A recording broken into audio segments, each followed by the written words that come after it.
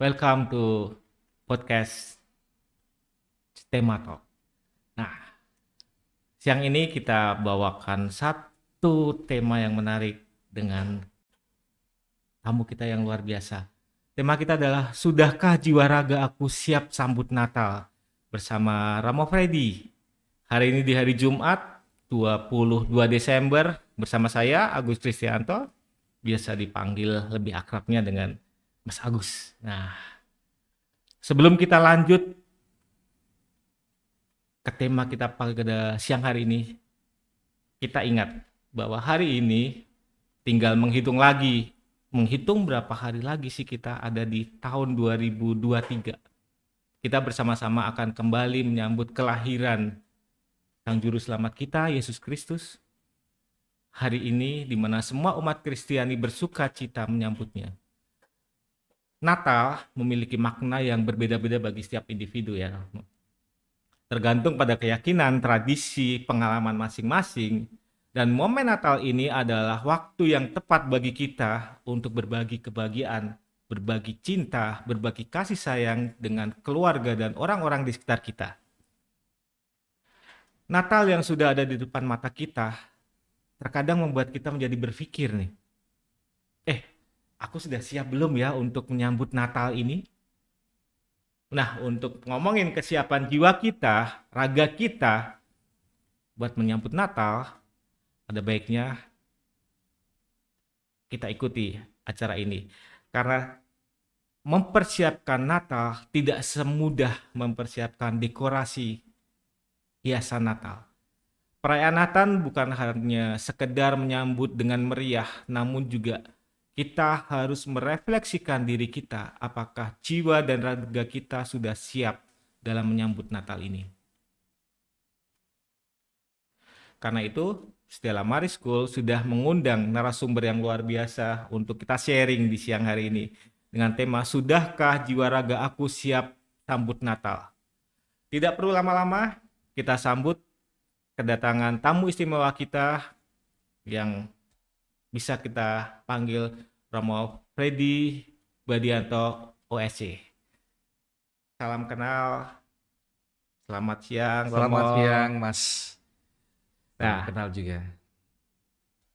oke Romo, sebelum kita bicara tentang Natal, Ya, nah akan lebih enak kalau kita bisa mengenal Romo lebih dekat dulu. Nah, untuk itu boleh dong kita kenal tamu saya, tamu kita semua hari ini siapa sih sebenarnya gitu.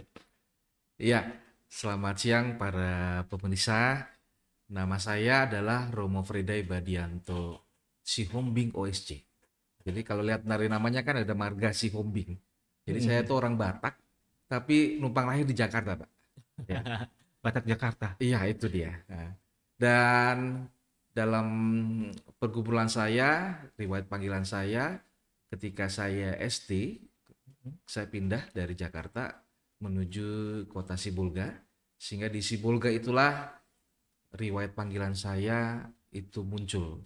Yang awalnya coba-coba masuk seminari menengah setelah tamat SMP, kemudian setelah itu lulus dan akhirnya terbentuklah panggilan-panggilan kecil saat itu memilih jalan khusus menjadi seorang calon imam dan pada akhirnya memilih OSC, Ordo Salib Suci. Ordo Salib Iya. Suci. Lalu saya tabisan itu pada tanggal 14 15 Januari 2004. Nah, selama proses panggilan Hampir ini 20 tahun nih.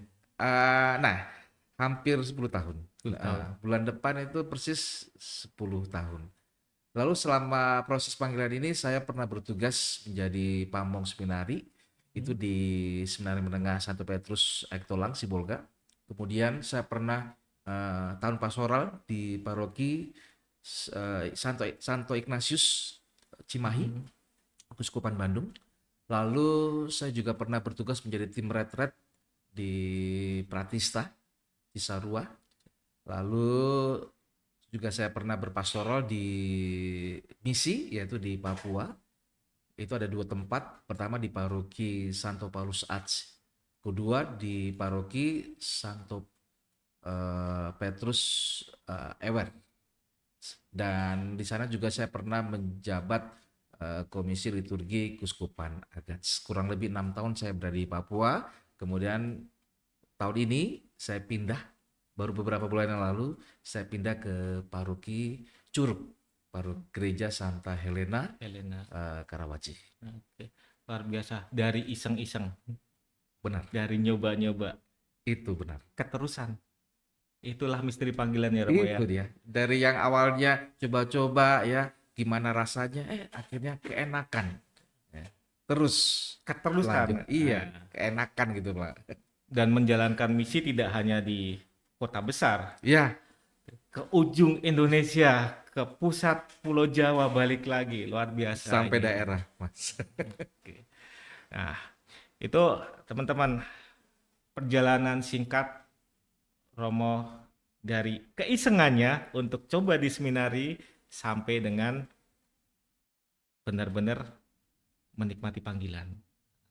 Harapannya semangat ini, semangat yang iseng, yang luar biasa ini bisa ketular ke teman-teman semuanya. Amin, amin. Panggilan itu adalah sebuah misteri ya Romo ya. Benar, Tidak ada setuju. yang tahu. Awalnya iseng tapi luar biasa. Iya. Nah, untuk lebih kenal lagi nih, ternyata Romo kita ini juga aktif di media sosial. Nah, ada Instagram @FreddyOSC. Ya. Jadi nama saya bukan Freddy, Pak. Freday. Freday, Iya. sorry deh, Freday. Kalau Freddy 13 nanti jadi film ya Romo ya. Ada TikToknya juga ya, ternyata. Apa Romo TikToknya? Pater OSC TV. Nah, jangan lupa untuk di-follow. Oke. Jadi selain punya misi, keisengannya diisi dengan hal-hal yang produktif Benar, setuju. dan semuanya dibawa dalam misi modern. Setuju, Pak. Jadi apa yang Romo lakukan, misi-misi yang Romo lakukan itu juga menjadi bagian yang luar biasa untuk dibagikan kepada seluruh Indonesia, seluruh dunia. Sekarang kan kita tidak hanya bicara untuk area pelayanannya di satu paroki, tapi melayani untuk seluruh ciptaan Tuhan ya Iya. Romo. Harapan saya, kehadiran saya, baik itu di daerah maupun di kota saat ini, banyak orang juga merasa tertarik terutama dalam panggilan khusus Panggilan ini ya. ya, dan juga tertarik untuk semakin giat hidup dalam menggereja. Artinya bahwa kehadiran saya dalam sebagai pelayan gereja di paroki untuk berpastoral, maka umat semakin dilayani, semakin merasa bahwa inilah gereja saya, inilah tempat saya untuk bisa bersama-sama berdoa, bersama-sama membuat komunitas ya, membuat pelayanan, dan tujuannya adalah demi kemuliaan Allah. Ya, semua demi kemuliaan Allah. Sebelum kita lanjut ke sesi-sesi berikutnya, sharing-sharing berikutnya, cerita-cerita menarik dari Romo, saya ingatkan nih teman-teman. Di acara ini, jika ada nanti pertanyaan atau hal yang mau ditanya, teman-teman bisa melalui chat room ya yang ada di Zoom kita dengan format nama, nomor telepon atau WA, domisili, dan baru pertanyaannya. Kenapa harus ada nomor teleponnya atau WA-nya? Karena 3 pertanyaan terbaik nanti akan mendapat giveaway berupa voucher senilai lebih dari 5 juta Romo. Jadi bertanya, dapat ilmu, dapat voucher.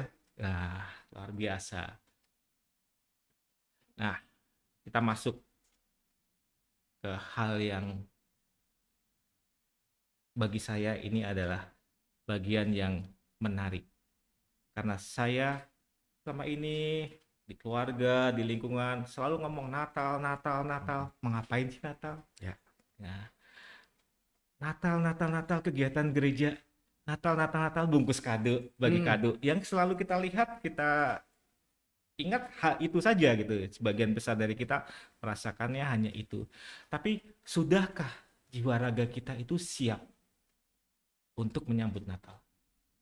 Itu ya. Ini yang akan kita bawa dalam tema sharing kita hari ini ya Rama. Sudahkah jiwa ragaku siap untuk sambut Natal?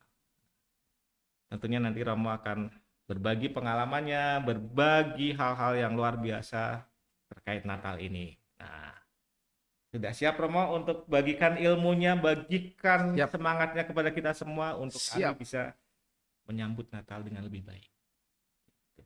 Romo, sebenarnya bagaimana sih cara terbaik agar kita bisa fokus ini, menyiapkan hati kita untuk menyambut Natal? Tidak hanya menyambut tanggal 25-nya ya Romo ya, tapi menyambut Natal dengan penuh makna. Iya, pertanyaan menarik bahwa memang seringkali orang itu, apalagi zaman modern saat ini, lebih mementingkan Natalnya, perayaannya daripada bagaimana mau mempersiapkannya sampai pada akhirnya kita menerima Sang Juru Selamat di tengah-tengah kita. Sehingga pada akhirnya banyak orang itu lebih mementingkan yang kelihatan di Kelihatan permukaan, yang asik. lahiriah. Ya, sehingga mereka akan mencari, nanti saya Natal, perayaan Natal itu saya pakai baju apa ya? Ya, kan? Ya, Saya Natal pakai sepatu apa ya? Pernak-pernik apa ya? Jadi itu yang dicari. Belum lagi ibu-ibu ya sekarang kalau udah mikir Natal dekat tahun baru, saya ibu-ibu biasa mau masak kue apa ya, makanan apa ya buat keluarga. belum lagi Sehingga ngejar ada diskon bener, apa ya gitu sibuk ya di di online Natal. ini ya. Iya. Sibuk gimana caranya belanja murah, meriah, dapat Mm-mm. banyak. Itu yang terjadi. Tapi itu oke, tapi itu bukan yang utama. Kita perlu melihat bagaimana persiapan yang kita buat, terutama bagi diri kita sendiri, jiwa dan raga kita sendiri. Nah, oleh karena itu saya mencoba mengajak para pemirsa yang ada di sini, yang ada di rumah, bagaimana memaknai Natal itu lebih dalam lagi. Bukan sekedar dilihat orang saja. Ya. Nah, dalam gereja Katolik itu ada istilah Advent. Ya, Advent secara harafiah berarti kedatangan. Kalau masa Advent maka ada waktu kedatangan Tuhan. Dalam gereja Katolik masa Advent ini adalah masa yang tepat untuk mempersiapkan hari raya Natal. Nah, oleh karena itu umat Katolik itu harus melihat unsur-unsur apa dalam Advent ini. Nah, ada 3 unsur di sini. Yang pertama, unsur penantian. Dalam penantian biasanya kalau ada mendekat kelahiran anak di rumah sangat dinantikan kan. Orang tua sangat menantikan, mempersiapkan segala sesuatunya dan biasanya perayaannya gembira. Nah, oleh karena itu dalam masa penantian ini umat Katolik pun harus menyiapkan dirinya dengan jiwa dan raga yang penuh dengan kegembiraan, sukacita. Bukan kebalik dengan aduh penantian ini menanti dengan harap-harap cemas ya, tapi begitu. dengan lebih sukacita ya. Nah, jadi harus jiwa raganya itu sehat, sukacita. Nah, seperti apa itu? Nah, ada namanya persiapan jasmani. Secara jasmani maka sebagai manusia harus mengkonsumsi makanan yang bergizi, ya, yang sehat, yang cukup, ya, tidak berlebihan. Harus seimbang. Ya, seimbang. Lalu olahraga cukup, ya, istirahat cukup. Rekreasi cukup, serba cukup. Artinya di mana kita harus tahu porsinya, kapan dan di mana. Kita bisa memenuhi diri kita agar secara jasmani kita sehat.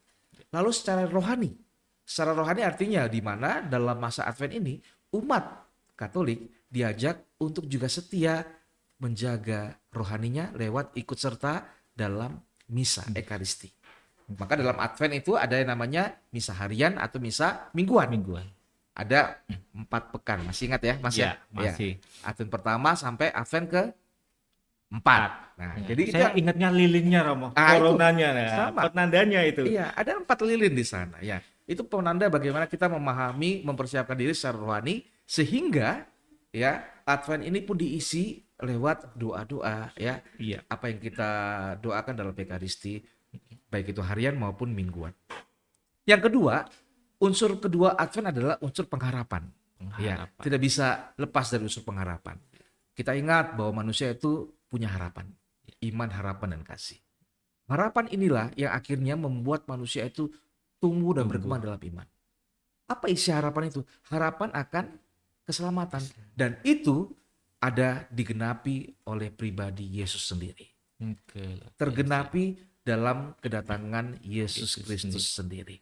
Maka ada ungkapan harapan itu harus didoakan. dan juga harus dinyanyikan dalam ibadah, dalam liturgi gereja. Dengan kata lain, liturgi gereja melihat bacaan kitab suci, melihat lagu-lagu pujian itu harus bertemakan pengharapan. Jadi penekanannya adalah pengharapan. Benar-benar menyeluruh ya, Benar, tidak hanya di doa, tidak benar. hanya di pujian, Ya, tapi hati kita dan seluruh rangkaian ibadahnya juga menyatu ya iya. Rama ya. Selain itu, disembunyikan unsur yang namanya kemeriahan. Oh, Jadi kita lihat ya, dekorasi gereja gereja itu ya. kan jauh dari yang namanya kemeriahan. Ya. Ya, tapi ada unsur pengharapan di sana. Nah, umat diajak untuk menyimpan unsur kemeriahan sebelum Sang Juru Selamat itu lahir. Dengan kata lain, konkretnya tidak ada perayaan pesta sebelum Sebelum Natal. kelahiran. Itu konkretnya ya, sehingga sangat riskan bagi kita umat Katolik sudah ada pesta dulu, padahal masih masa Advent. Agak lucu juga ya Mas ya. Belum lahir sudah dirayakan Iya ini. itu dia. Nah, yang kita nanti-nantikan masih dinantikan Nah ini itu gitu. dia. Nah jadi itu unsur pengharapan yang memang wajib ada dalam masa Advent ini. Lalu unsur yang ketiga yang gak kalah pentingnya adalah unsur pertobatan Mas. Nah, itu sepertinya yang saya lupakan. Lupa ya berarti ya? Pertobatannya kadang-kadang lupa Lupa nih ya? karena melihat senangnya. Nah, ini terima kasih Ramo dengan adanya kita berbagi ini kan saya mungkin teman-teman yang lain diingatkan ini ternyata ada unsur pertobatannya dalam perayaan Natal ini. Ya, maka dalam pertobatan ingat kata-kata Yohanes Pembaptis berkata, bertobatlah kerajaan Allah sudah dekat. Di situ kita melihat bagaimana sosok Yohanes Mm-mm. Pembaptis adalah saksi hidup pada saat itu. Dan adalah orang yang pertama menunjukkan kepada banyak orang Yesus Kristus adalah Sang Juru Selamat. Maka dia berkata kepada banyak orang, bukan aku, tapi nanti di tengah-tengahku ini ya akan ada orang yang membuka tali kasutnya pun aku tidak Tidak. layak. Nah, karena ketidaklayakan Yohanes berkata itu, kita sebagai umat Katolik pun merasa bahwa kita tidak layak di hadapan Tuhan. Iya. Karena tidak layak di hadapan Tuhan, tidak pantas di hadapan Tuhan, maka kita harus bertobat dengan cara menerimakan sakramen tobat atau sakramen pengakuan dosa. Maka di hampir semua paroki, termasuk di KAJ ini, setiap paroki itu mengadakan masa mengaku dosa, pengakuan dosa. Kebetulan kalau di paroki Santa Helena itu kami para imam terjun ke lapangan. Jadi bukan bukan Bukan hanya menunggu di di gereja, gereja, tapi kami tapi terjun ke wilayah, ke ke lingkungan. lingkungan Kalau wilayah. di tempat saya sampai ke lingkungan-lingkungan Ya, dijadwalkan gitu benar. Ramo. Sehingga nanti umat nggak ada alasan nih Ya, jauh, nggak ada waktu. jauh. Ya, biasa kan ada alasan Alasan ya. klasiknya seperti itu ya. Mm-mm. Aduh, masih kerja ini. Aduh, Nah gak itu ada waktu. Didatengin lah sama benar. pelayan-pelayan yang luar Itu biasa ini. dia. Seperti Mas kan? Belum kan? Belum. Belum. Nah, itu kan. Jadi Dijadwalkan padahal ya. dijadwalkan padahal tadi ada alasan aja nggak Iya. melakukan pengakuan dosa. Ya, ini kurang lebih unsur-unsur dalam Advent yang semestinya lewat Hmm. unsur-unsur ini ketika umat melaksanakan unsur-unsur ini maka jiwa raganya pun dapat dipersiapkan sehingga pada akhirnya mereka atau umat Allah, umat Katolik itu dapat siap menyambut Sang Juru Selamat yang lahir membawa kedamaian di dunia ini. Luar biasa. Sebuah proses yang tidak hanya kita lihat senangnya saja, tapi ada sebuah pengharapan, ada sebuah usaha, ada pertobatan dan puncak. Itu tidak bisa dipotong-potong ya Ya, Romo. benar. Kita harus membawa itu jadi spirit kita. Ini mulai terbuka ini. Jadi pertanyaan awalnya, sudahkah jiwa raga kita siap menyambut Natal? Sudah mulai terkolek ini Romo. Seberapa siap saya menyambut Natal? Seberapa siap keluarga saya, lingkungan saya, atau kita sebagai umat Kristiani secara keseluruhan menyambut Natal? Nah, ini PR berikutnya. Kalau tadi kan sudah mulai sedikit-sedikit terkorek nih Rama kesiapannya. Nah, ini pertanyaannya menggelitik. Terus bagaimana sih mau mengajak umat atau mengajak lingkungan kita untuk merenungkan arti lebih mendalam tentang kelahiran Juru Selamat, kelahiran Yesus ini. Karena bagi saya, bagi teman-teman, kalau pertanyaan ini terjawab, maka akan lebih memperkuat oke, saya harus mempersiapkan dengan seperti ini. Ya. Nah, menjawab ini maka saya ingat akan pesan Natal 2023 tahun ini yang ditetapkan oleh PGI dan KWI. PGI itu adalah Persatuan Gereja Indonesia dan KWI adalah Konferensi Wali Gereja Indonesia. Dalam tema yang diusung pada tahun ini, mereka menetapkan kemuliaan bagi Allah dan damai sejahtera di bumi. Jadi tema inilah yang harus dimaknai sejauh mana Natal itu sungguh bermakna bagi para umat-umat di gereja pada umumnya dan umat-umat gereja Katolik pada khususnya. Natal mengajak umat beriman bertemu Sang Juru Selamat dengan damai sejahtera. Bentuknya apa damai sejahtera? Itu lewat kerukunan, ya, lewat cinta kasih, kedamaian, keadilan, ya, kesejahteraan. Dan itulah yang harus diwujudkan oleh para umat sekalian. Bagaimana relasi itu dapat dibangun antar sesama dan juga bagaimana mewujudkannya sebagai manusia bersama dengan alam ciptaan. Itulah tema yang perlu dimaknai. Seperti apa yang harus diwujudkan itu ada banyak hal yang bisa dibuat. Misalkan contoh hubungan antara manusia dengan manusia. Contohnya apa? Kita harus menjaga yang namanya persaudaraan, menjunjung tinggi yang namanya kerukunan. Walaupun di Indonesia itu banyak perbedaan dari agama, asal-usul, adat istiadat, ras, dan sebagainya, tapi ingat, walaupun berbeda, tetap satu juga. Itu yang memperkuat dan memperkaya kita. Nah, benar, setuju. Sehingga PGI dan KWI mengingatkan untuk tahun depan, apalagi tahun depan masih ingat ya, ada tahun politik di sana. Iya. Nah, ini semakin riskan ini ya, rawan terjadi pertengkaran, keributan dan sebagainya. Diingatkan, jangan sampai tahun depan ya kita malah membuat amanan ya. Kita harus menjaga ketertiban. Kita harus menjaga keamanan.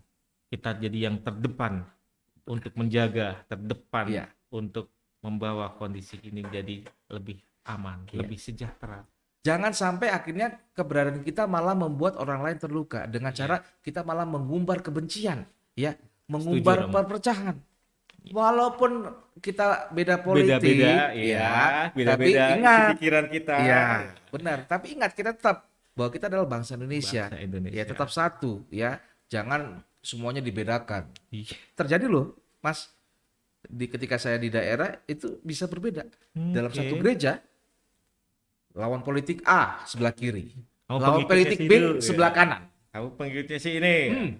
Yang di tengah, nanti yang di tengah abstain, karena bingung dia mau milih mana. Tapi itu terjadi kenyataan di daerah, ya, bahwa memang ketika berbeda, terutama dalam hal politik, ini memang berpengaruh sekali dalam kehidupan menggereja. Nah, saya berharap tidak terjadi apa-apa ya tahun depan ya, ketika ada perbedaan, karena kita mau mengatasnamakan Natal untuk senantiasa membangun damai sejahtera di bumi. Nah, contoh hubungan lain manusia dengan alam ciptaan juga ditekankan dalam pesan Natal tahun ini oleh PG dan KWI adalah bagaimana manusia juga harus menjaga bumi ini. Ya, tadi ada kata di bumi. Nah, contohnya apa? Nah, jagalah bumimu dengan cara jangan merusak, ya. Jangan membuat kerusakan lingkungan hidup, ya. Kerusakan alam dengan menebang pohon, ya. Jangan mencemarkan air, tanah, udara. Jangan membunuh seluruh ekosistem yang ada di dunia ini. Jadi harus bisa menjaga, melestarikan agar bumi ini tetap asri, tetap tumbuh, tetap akhirnya memberikan keindahan, ya, kehidupan bagi yang lain. Karena di bumi ini kita berada, di bumi ini kita hidup. Nah, dari tema Natal tadi ya Romo ya, jadi kita harapannya tentunya bisa membawa Natal atau menggunakan Natal ini untuk menjadi sebuah kesempatan saling memaafkan, saling memperbaiki hubungan dengan sesama ya. Tidak hanya Natal itu urusannya dengan Tuhan atau urusannya keimanan kita, tapi karena tadi ada di bumi. beserta isinya. Nah, bagaimana kita dapat menggunakan Natal ini sebagai sebuah kesempatan untuk memaafkan dan memperbaiki hubungan dengan sesama, Romo? Nah, Natal tentu juga menjadi kesempatan bagi kita untuk saling memaafkan dan mengampuni. Walaupun euforia kemeriahan perayaan Natal itu ya diterima lewat ibadah ya, Ya, lewat Ekaristi, tapi jangan lupa bahwa memang Natal ada saat di mana seseorang ataupun umat itu rindu rumah atau dikatakan rindu pulang atau ya. ya sering istilahnya mudik. Mudik. Ya, seperti itulah ya. Ya, jadi seperti halnya Lebaran bagi umat Muslim, umat Kristiani juga ada tradisi silaturahmi ya Iya. bersama dengan keluarga-keluarga. Nah, ketika mereka mengingat atau rindu rumahnya, maka mereka akan bertemu dengan saudara-saudaranya, bertemu Oke. dengan orang tuanya. Tapi ada isinya bertemu itu, ya. Ya, ya. Bukan hanya bertemu kemudian hilang, tidak. Tapi ada isinya. Isinya apa? Nah, disitulah mereka berkomunikasi. Disitulah mereka saling bertutur kata, ya, saling mengutarakan harapan, doanya, Ada saling komunikasi. memaafkan, mengampuni ketika ada yang bersalah bersama dengan mereka. Jadi ini yang terjadi, kesempatan untuk kumpul bersama sekaligus kesempatan untuk memperbaiki relasi agar relasi itu semakin baik dan semakin baik. Dulu saya ingat kalau waktu kecil Mas, Iya. menjelang Natal itu tahun baru ketika sudah kumpul waktu kecil ya.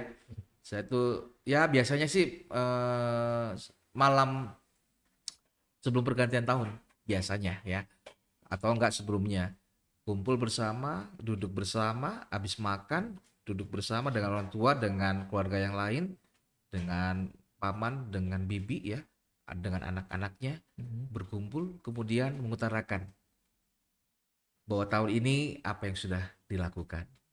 Lalu tahun ini saya belum melakukan apa. Ada refleksinya di Ada situ. refleksi, saya punya kesalahan apa. Saya waktu itu kan masih kecil kan, kita ngomong Mhm. apa adanya. Tapi semakin mendalam kita melihat ada orang tua ngomong apa adanya ya. Lalu saudara mau ngomong apa aja, ngomong semuanya dengan apa namanya pilu, sedih, kita juga ikut nangis. Ya karena ada suatu kesadaran di mana mau memperbaiki hidup di tahun yang mendatang seperti itu. Luar biasa, Dan Romo. ini jadi saya kira kesempatan bagi umat untuk bisa memperbaiki diri dalam relasi yang terjadi antar umat ya di dalam keluarga maupun di lingkungan atau di masyarakat. Iya. Jadi sebuah kesempatan untuk bertemu. Nah, mudik tidak hanya untuk pulang kampung bersenang-senang Ya, atau pamer-pamer saya sudah seperti ini seperti itu, tapi ada sebuah komunikasi, kesadaran untuk ya memperbaiki, merefleksi. Luar biasa. Nah, itu dalam keluarga kita. Tentunya kita mau tidak hanya untuk sekup yang kecil kan, Romo. Kita mau Natal ini menjadi memberi manfaat lebih besar. Nah, kira-kira nih Romo, dari pengalaman dari ujung ke ujung nih, dari Sumatera sampai ke Papua. Nah, apa sih kegiatan-kegiatan yang kreatif, kegiatan-kegiatan yang bisa membawa umat itu untuk merayakan Natal dengan penuh sukacita, dengan hati yang luar biasa bersyukurnya, cara-cara atau ide-ide kreatifnya itu seperti apa, Romo? iya. Saya kira ada banyak ide-ide yang bisa dimunculkan ketika Natal. Ya, pada umumnya biasanya kalau sudah ada perayaan di rumah sendiri, maka ada perayaan di luar rumah. Iya. Nah, di luar rumah itu ada siapa? Ada lingkungan. Maka umat Katolik itu kenal namanya lingkungan. Di atas lingkungan ada namanya wilayah. Wilayah. Nah, maka ketika bertemu dengan para keluarga yang lain di lingkungan, maka mereka akan melakukan yang namanya silaturahmi antar lingkungan. Atau misalkan silaturahmi lingkungan bersama dengan wilayah, satu wilayah. Sehingga disitulah bisa mengadakan kegiatan-kegiatan perjumpaan dalam tema Natal. Lewat misalkan contohnya gathering Natal, contohnya seperti itu. Itu yang pada umumnya. Nah, yang lebih kreatif lagi seperti ini, Pak. Hmm. Lingkungan itu dalam bersama dengan keluarga-keluarga lain itu menyiapkan acara. Makanannya, minumannya, kadonya disiapkan. Kemudian acara disiapkan. dia mengadakan acara di mana? Bukan di lingkungannya, tapi dia bawa ke tempat ya khusus di mana mereka merayakan Natal bersama dengan orang-orang yang membutuhkan. Contoh Luar di biasa. panti asuhan, ya. Kedua di panti jompo ini sudah terjadi, Pak. Ya, sudah pernah saya ikuti. Ini cukup membekas, ya, cukup mempengaruhi dan membawa banyak kegembiraan bagi orang yang dikunjungi. Sukacitanya Iya, itu dibagikan benar. tidak hanya Berkatnya bukan hanya buat keluarga sendiri, tapi buat orang-orang yang membutuhkan. Yang dalam hal ini adalah panti asuhan atau panti jompo. jompo. Nah, yang akan kami lakukan juga nanti, Pak. Ini Oke. 25 siang itu ada MSN. Apa itu? Apa itu MSN ya? Hai. Makan siang Natal. Di KJ Makan juga siang terkenal itu. Natal ya. Nah, makan siang Natalnya di mana? Bukan di rumah, bukan di pastoran, ya, bukan di lingkungan, tapi di penjara, ya, di lapas. Jadi ada rencana nanti kami paroki di bawah kelompok komunitas pria Katolik paroki kami itu mengadakan makan siang Natal di lapas. Ya, sehingga ketika kami mengunjungi lapas, Natal bersama di sana, doa singkat di sana, bikin acara di sana, makan bersama di sana. Kiranya kehadiran acara yang kami lakukan membuat para tahanan ini memiliki harapan, memiliki kekuatan untuk bisa bertahan setia mengikuti Tuhan walaupun mereka berada di penjara seperti itu. Kembali ke tadi ya Romo ya, ada harapan, Ya. memunculkan pengharapan. Benar.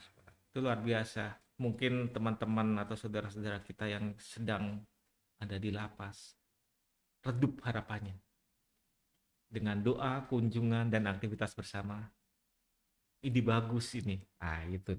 Luar biasa. Luar biasa. Saya ingat waktu beberapa tahun yang lalu ada teman saya jualan mie Romo.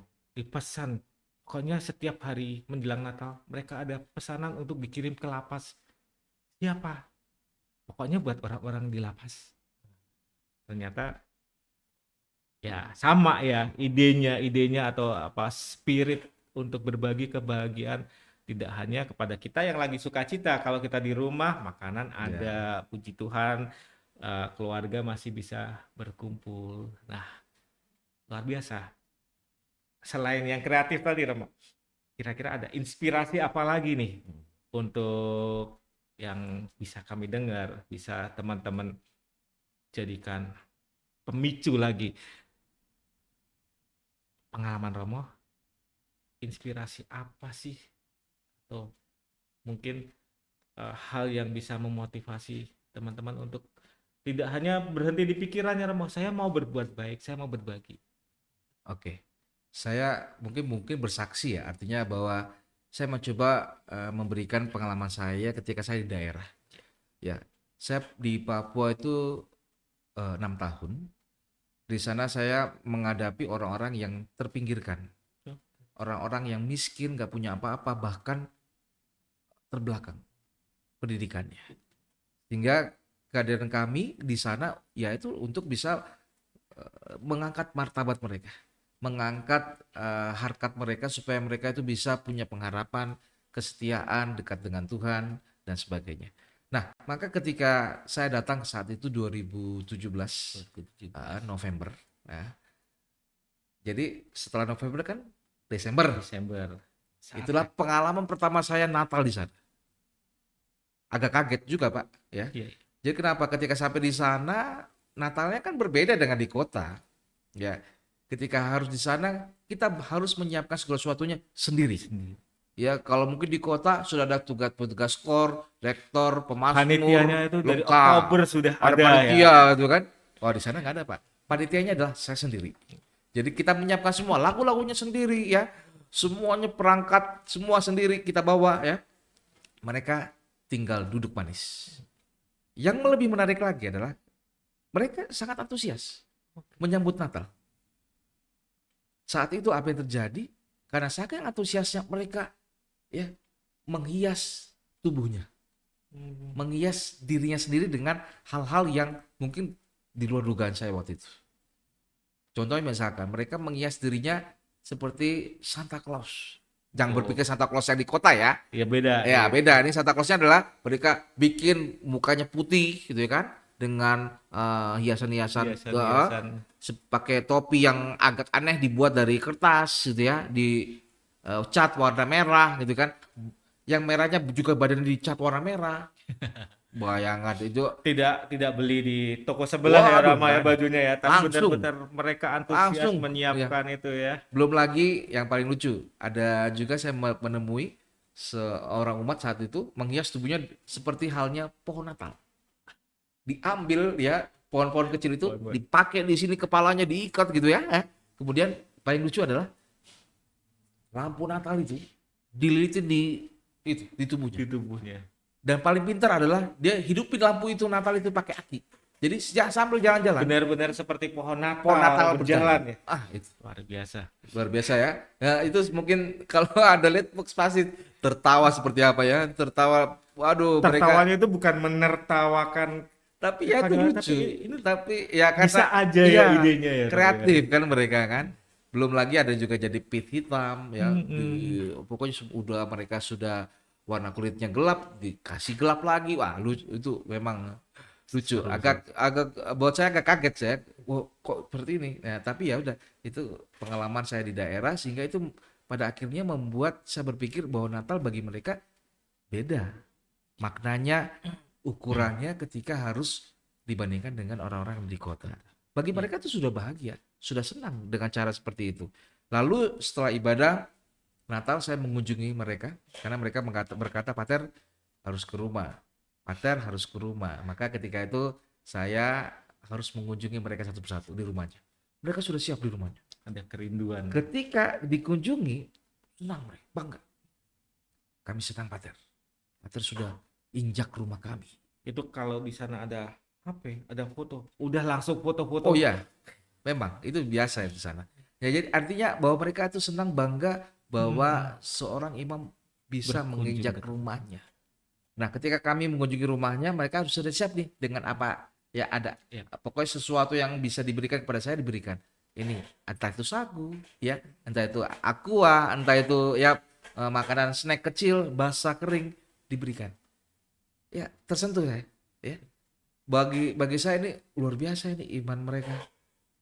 Saya merasa diangkat, dihargai, dihormati, sehingga saya merasa bahwa pengalaman ini sungguh membuat bukan hanya berkat buat mereka, tapi berkat juga buat saya. Dengan apa yang mereka lakukan, dengan apa yang mereka ungkapkan lewat situasi, lewat apa yang mereka berikan kepada saya. Sukacitanya berbeda Iya. dengan di kota, tapi Nah, semangat sukacita Natalnya luar biasa. Ini di tengah kondisi yang ya kita nggak pernah tahu ya seperti apa, di tengah kondisi keterbatasannya untuk memfasilitasi diri, ternyata kalau dari dalam hatinya ada benar-benar hati yang tulus tadi. Jadi ini semakin memperkuat menilai diri kita ini kalau saya namanya seberapa siap jiwa dan raga tadi kan. Tidak hanya jiwa secara spirit, ternyata raganya juga disiapkan. Iya. Dihias jadi pohon Natal, dihias jadi Santa versi mereka. Nah, ini ada kan yang jadi rusa juga, rusa. berarti jalannya seperti rusa juga nih. Enggak. Seperti manusia ya pada umumnya. Tapi Tapi lucu ya. pemikiran apa itu ya Remo, luar biasa sih ini. Ya. Jadi tidak ada batasan kan Ya. kita untuk bersukacita Natal. Nah, berikutnya Romo. Ya. Sukacita itu ada. Nah, bagaimana kita bisa membagikan kasih sukacita, kasih Kristus kepada orang-orang di sekitar kita selama Natal? Tentunya tidak hanya sesama kita yang merayakan Natal ya. Jadi bagaimana kita bisa membagikan kasih ini kepada orang-orang di sekitar kita. Jadi Natal tidak hanya untuk keluargaku, tapi juga untuk lingkunganku. Bagaimana Jenamo? Membagi kasih kepada orang sekitar tergantung dari niat tentunya ya. Ya, kalau kita nggak punya niat, omong kosong ya. Ngomong kasih tapi niatnya nggak ada, nggak dilakukan. Jadi kasihan dong, bukan kasih. Iya benar itu. Jadi hanya cuma wacana, tapi Ya. itu kan jadinya omong kosong. Nah, saya punya pengalaman ketika masih di Papua bahwa berbagi kasih tentu selalu diwujudkan di sana ketika apalagi Natal. Hmm? Agama-agama lain itu sungguh menghargai ketika perayaan Natal terjadi di tempat kami hari kedua. Kalau yang pertama kan biasanya kami pelayanan di Di gereja. stasi di kampung. Hari kedua ketika kami kembali ke rumah kami dikunjungi. Nah, yang mengunjungi siapa?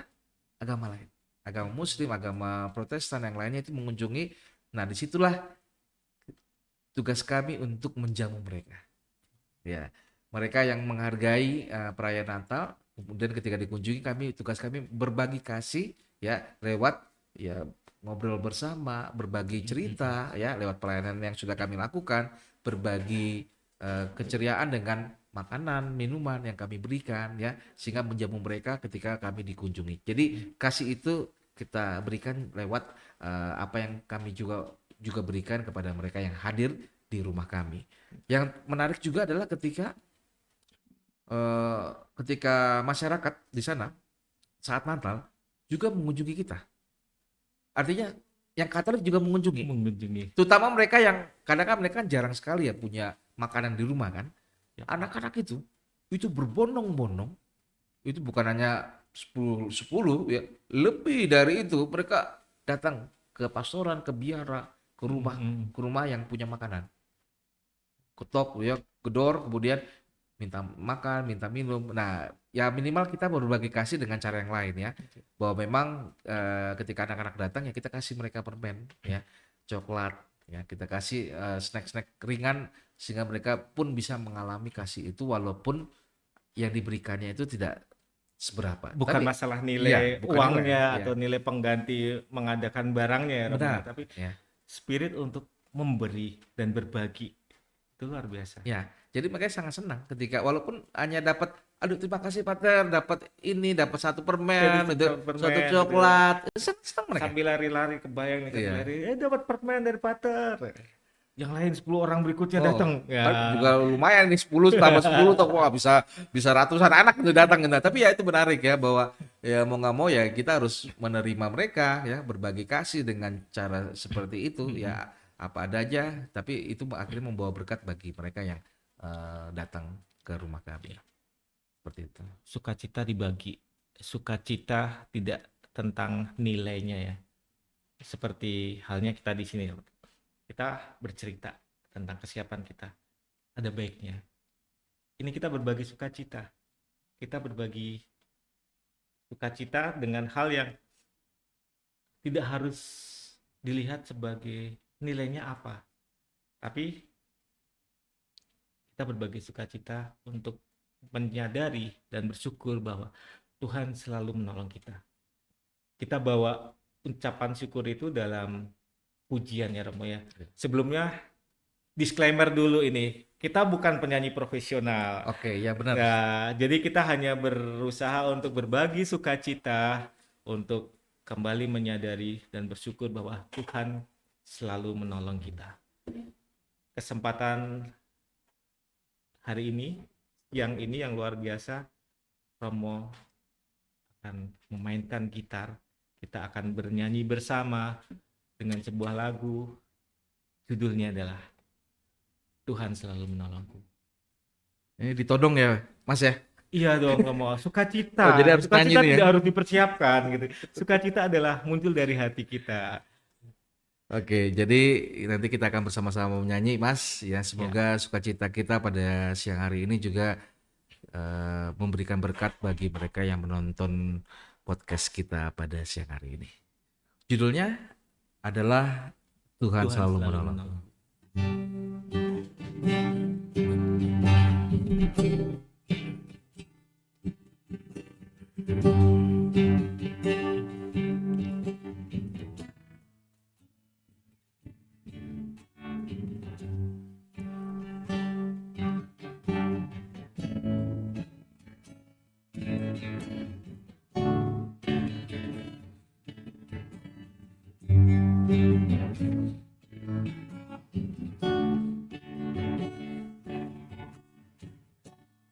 Musim akan selalu ganti. Kasih Tuhan tetap abadi. Kita akan berubah sampai selamanya. Ku tetap percaya. Ku yakin Tuhan memberkati. Ku yakin Tuhan melindungi. Burung di udara Tuhan pelihara karena kasih-Nya. Semuanya. Tuhan selalu menolongku, selalu menjagaku. Sehelai di rambutmu tak akan terjatuh tanpa seizin-Mu. Tuhan selalu menolongku, selalu menjagaku. Dia mengenyangkanku dan peliharaku seumur hidupku. Tuhan selalu menolongku, selalu menjagaku. Sehelai di rambutku takkan terjatuh tanpa seizin-Mu. Tuhan selalu menolongku, selalu menjagaku. Dia mengenyangkanku dan peliharaku seumur hidupku.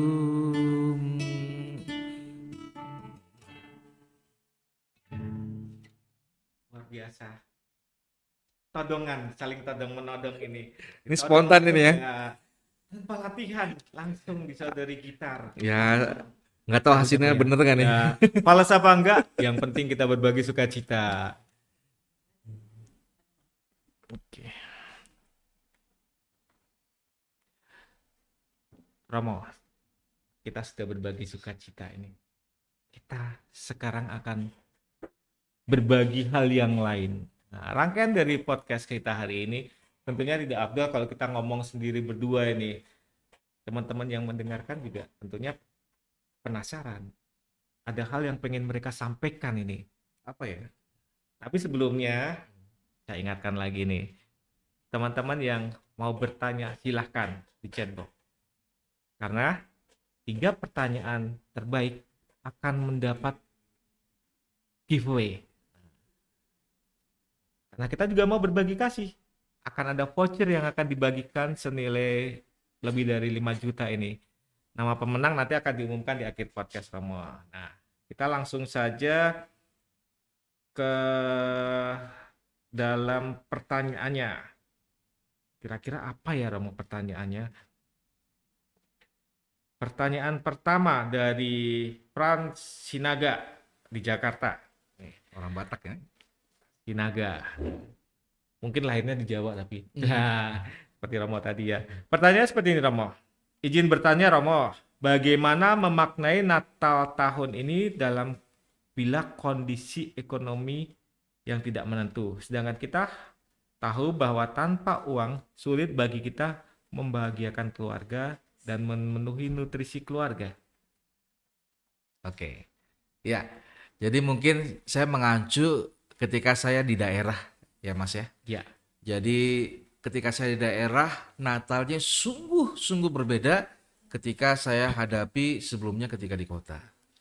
Di daerah itu penuh dengan keterbatasan. Uang saja mereka susah, mencari uang saja susah. Rumah yang saya kunjungi saat itu adalah rumah yang lantainya papan, ya, dindingnya sudah bolong-bolong, ya biasa dia pakai itu ya daun sagu lah, atap rumbia, ya, seadanya yang sering bocor, ya, dan mereka pun nggak punya penghasilan tetap. Karena kebiasaan orang Asmat, ya Papuanya adalah Papua Selatan saya, Asmat itu mereka nggak punya pekerjaan tetap. Benar-benar dari Hidupnya, alam ya. iya, hidupnya dengan alam. Kalau dapat bantuan pun, kalau dapat ada uang, habis pada saat itu juga. Jadi selebihnya mereka minta-minta. Bahkan ya itu tadi, ketika kami datang, saya menyediakan semuanya. Kami menyiapkan semuanya. Makanan saja sendiri. Kalau kita bandingkan, kalau seandainya pelayanan di tempat lain, saya datang ke kampung itu yang menyiapkan makanan siapa? Umat kan. Iya. Yang menyiapkan Semua sudah semua sudah disiapkan disiapkan. gitu Nah, ya. tapi enggak, tapi sebaliknya karena mereka nggak punya apa-apa, nggak punya uang untuk menyediakan kolektor saja itu di bawah 10.000, ya, nggak memenuhi BBM yang kami habiskan, tidak memenuhi bisa membayar driver yang Untuk kami ke sewa, sana iya. iya, transportasi yang kami gunakan, ya. Jadi pada akhirnya serba keterbatasan, tapi kok mereka bisa memaknai Natal itu dengan cara seperti itu. Sukacitanya tetap ada. Sukacita tetap ada, tapi mereka tahu keterbatasan itu, tapi mereka berusaha untuk bisa memaknai Natal itu lewat keterbatasan yang ada. Memang kalau di kota agak berbeda Agak nih berbeda dengan kondisinya ketika di ya. daerah. Maka keterbatasan yang dimaksud bisa jadi uang yang akhirnya mereka nggak punya apa-apa. Tapi apakah benar? Ya, mereka saja di daerah baju saja itu saja. Ya, baju mereka nggak baru. Bahkan mereka bolong-bolong ketika mereka mengikuti perayaan Ekaristi, perayaan Misa, Natal, ya, mereka bajunya seadanya, tidak baru, ya. Jadi jangankan makanan, baju pun mereka nggak punya. Itu yang saya katakan, mereka menghias tubuhnya seolah-olah ini baju mereka, menghias apa yang mereka kenakan dengan alam, ya. Dia mau mengatakan kami terbatas, tapi saya berusaha untuk bisa menutup tubuh saya dengan cara seperti ini, ya, Biasa. dengan cara yang mungkin di luar dugaan kita, kok bisa seperti itu ya, lucu, tapi itu buat mereka itu menarik, ya. Inilah apa ya, yang kami persembahkan dengan cara seperti itu, ya, bukan dengan cara yang seperti orang-orang pada umumnya, mungkin dengan baju baru, dengan pakaian baru, dengan sepatu baru, pernak-pernik baru, sangat berbeda saat itu, sehingga perlu memaknai Natal itu dengan keterbatasan, tidak perlu semuanya baru. Kalau memang makanannya saat itu hanya seperti yang dulu-dulu, ya mungkin itu yang bisa kita lakukan. Jadi intinya adalah kita mau bersyukur dengan apa yang kita miliki saat ini, ya, tanpa harus mengeluh, ya. Kalau mengeluh, ada banyak orang di luar sana, ya, di daerah sana yang lebih menderita daripada yang kita alami saat ini. Gitu. Luar biasa. Jadi kembali bersyukurnya yang Iya. diutamakan ya Romo. Memang secara manusianya ada egonya, ada rasa yang ya kok masih gini kan begitu. Tapi dibawa dengan rasa bersyukur. Ini nyambung sama ke pertanyaan kedua. Ini pertanyaan kedua itu adalah dari Ferdinand di Gading Serpong. Sama ini orang Batak. Horas Romo. Jadi orang Batak semua ini. Pertanyaannya seperti ini Romo. Saya punya anak 3,5 tahun. Bagaimana caranya agar saya, istri dan anak saya mempunyai Natal yang berkesan? Berkesan tidak hanya secara fisik ya tadi ya Romo, tukar kado, menghias pohon Natal ke gereja, tapi kesan secara iman juga Romo. Ini sebenarnya mewakili pertanyaan saya. Saya anak kedua 3,5 tahun juga Romo. Jadi gimana membawa itu ya Romo, caranya agar kesan imannya itu dapat. Ya.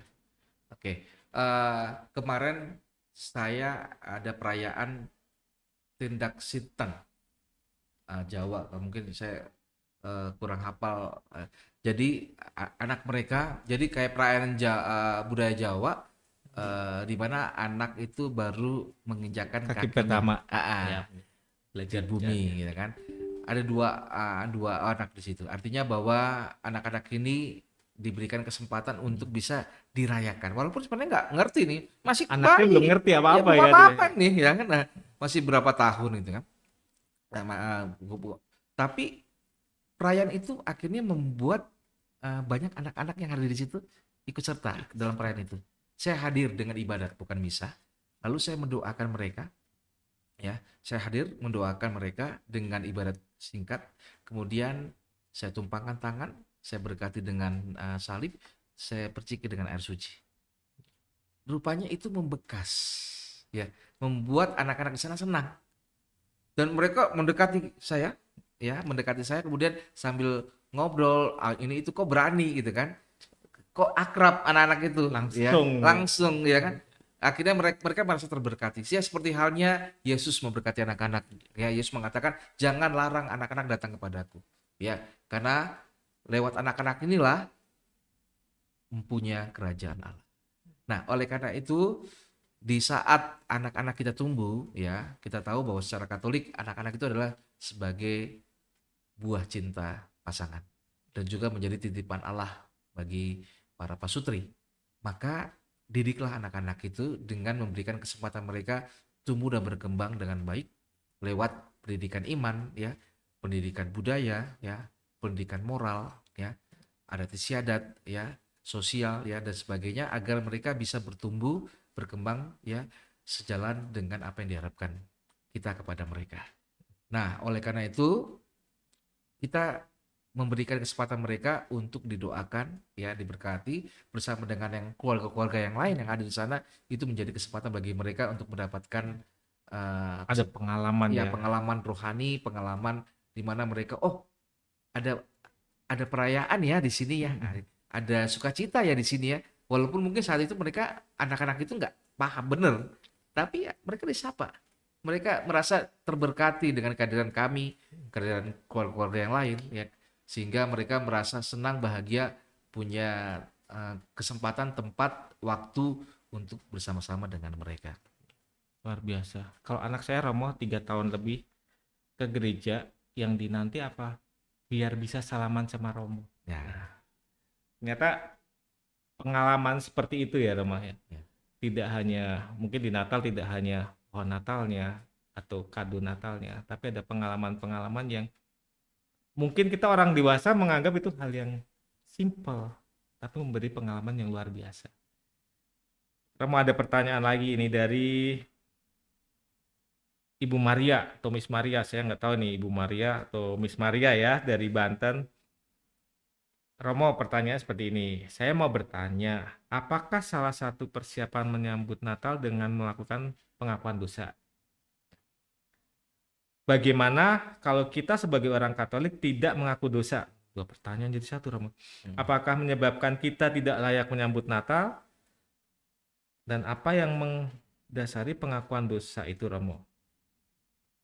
Ya, bukankah pengakuan dosa itu ke Tuhan? Jadi ya mungkin Romo bisa menyampaikan dalam perspektif Romo. Oke. Silakan. Bahwa sakramen tobat, ya, atau pengakuan dosa yang kita kenal itu adalah sarana untuk kita bisa memurnikan hati kita, sarana untuk bisa membersihkan hati dan pikiran kita, dan terlebih dosa-dosa yang kita lakukan, ya. Dan di hadapan imam adalah wakil dari Kristus sendiri, ya, yang diberikan wewenang dengan tabisannya yang dia terima untuk bisa menghapuskan dosa, ya. Nah, sarana ini, kesempatan ini bisa diterima oleh siapapun yang dengan catatan dia Katolik, minimal dia sudah dibaptis, ya. Nah, kalau ada kesempatan itu, gunakanlah itu. Karena memang setiap dari manusia itu merasa dirinya lemah, berdosa, ya, di hadapan Tuhan, sehingga butuh yang namanya kekuatan, butuh yang namanya arahan, bimbingan dari Roh Kudus, agar hidupnya semakin baik lagi di hadapan Tuhan.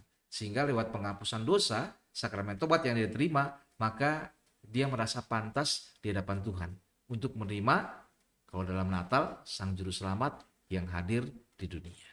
Bagaimana mungkin ya kita tidak siap kalau kita masih hidup dalam kegelapan? Bagaimana mungkin kita mau menyatakan kasih, damai, sukacita kalau hidup kita masih penuh dengan kejahatan dan dosa? Jadi itu penekanannya.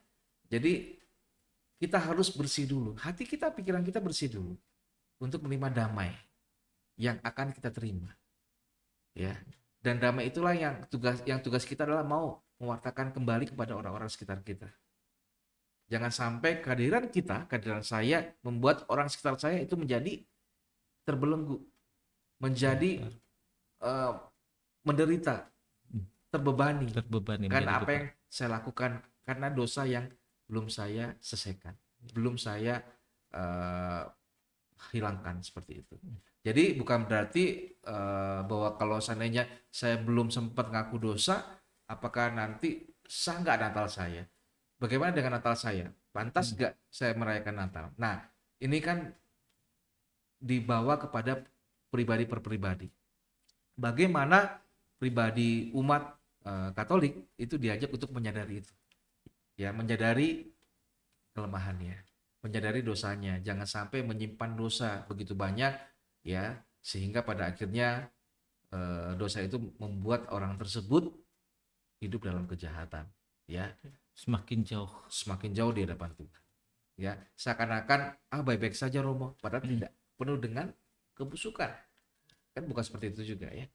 Saya berharap umat itu tampil dalam pelayanan bukan karena lari dari masalah, ya, giat dalam pelayanan, ya, giat dalam doa, ya, doa-doa dalam liturgi dan sebagainya, tapi rupanya dia mau lari dari dosanya, tidak mau berdamai, tidak mau rekonsiliasi, masih terbebani, seolah-olah baik padahal tidak. Nah, saya berharap umat harus berani untuk meninggalkan dosa. Umat Katolik harus berani meninggalkan dosa, menolak dosa. Karena dari dosa itu akan mulailah muncul banyak hal masalah yang terjadi di sana. Ya, karena dosa itulah manusia tidak bisa melihat, tidak bisa bertindak seperti apa yang menjadi kehendak Allah kepada kita. Sehingga mata dan pikirannya tertutup oleh kegelapan. Seakan-akan apa yang dilakukannya baik dan benar, padahal tidak. Banyak orang, ya, padahal ada banyak orang yang membenci, tidak suka, dan sebagainya. Dan jadi saya berharap setiap umat Katolik itu menyadari dosanya, dan saat yang tepat memang tidak harus semestinya pada saat Advent, ya, pada saat-saat di luar Advent pun ya silakan untuk mengaku dosa, ya. Jadi memang pada saat Advent dibukalah kesempatan untuk mengaku dosa. Memang pada saat penantian ini, ya, pada saat Advent adalah saat kedatangan Tuhan. Kita juga harus mempersiapkan diri kita, hati dan pikiran kita, jiwa dan raga kita harus bersih. Nah, jalan satu-satunya, ya, adalah dengan dosa. Luar biasa.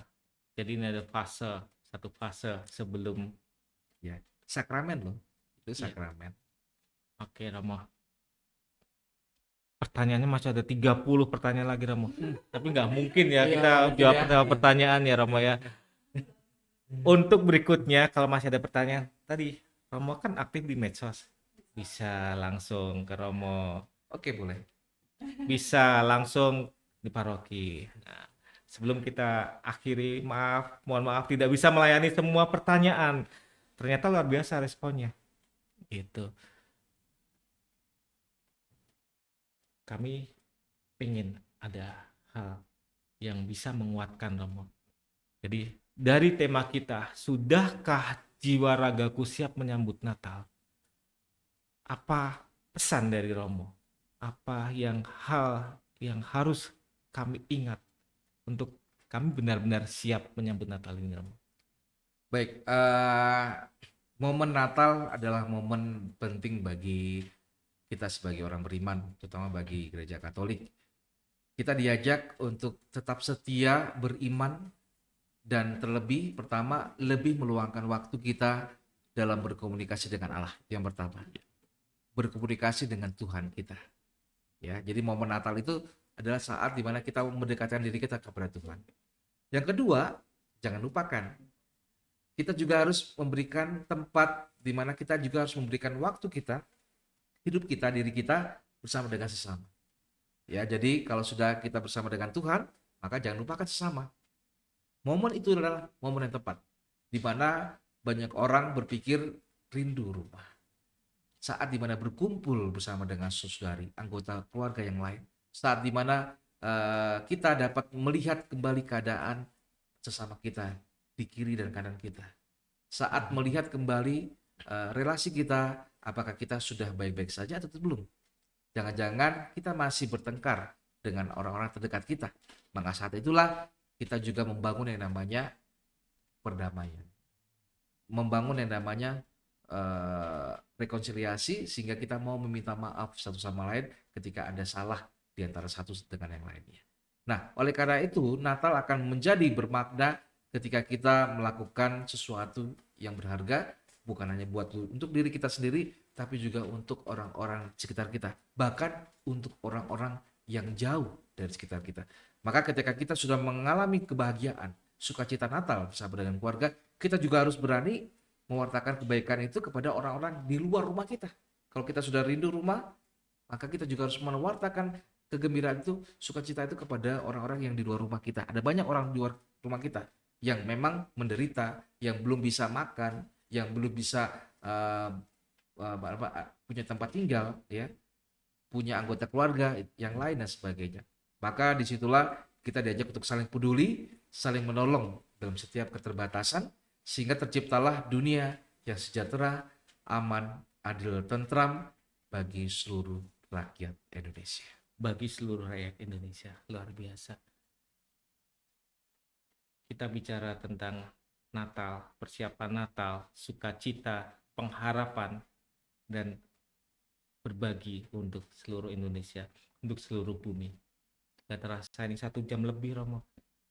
Kontrak kita hanya 1 jam ini, Romo. Oh, gitu? Tapi ternyata 1 jam 20 menit nih. Oh, Belum termasuk lagu tadi ya, Romo ya. Nah, tidak terasa nih, Romo, kita sudah ada di penghujung acara. Nanti dengan pengalaman ini, dengan sharing-sharing yang Romo berikan, inspirasi dan ide-ide yang Romo bagikan untuk Natal ini, harapannya bisa membawa teman-teman untuk menjadi lebih siap jiwa raga untuk menyambut Natal. Masih ada beberapa waktu untuk lebih menyiapkan hal-hal yang belum kita selesaikan, tidak hanya secara kado dan sukacitanya ya Romo ya, tapi ada hal yang perlu kita siapkan lebih. Semoga kesempatan ini bisa mendorong kita semua untuk berbagi sukacita Natal dan layak merayakan Natal. Banyak banget nih hal yang kita dapat dari Romo hari ini.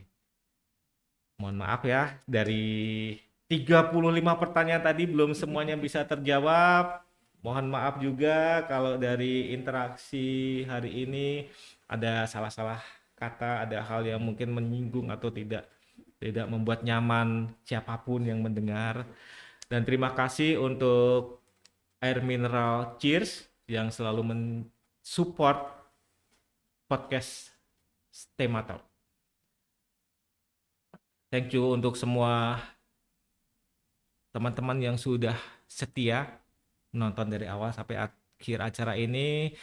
Akhirnya nanti ada bagian yang paling ditunggu-tunggu adalah siapa yang akan memenangkan, siapa yang akan memenangkan ini. Nah, saya sudah dapat bocorannya. Yang menang, nah, yang mendapat giveaway adalah Bapak Franz.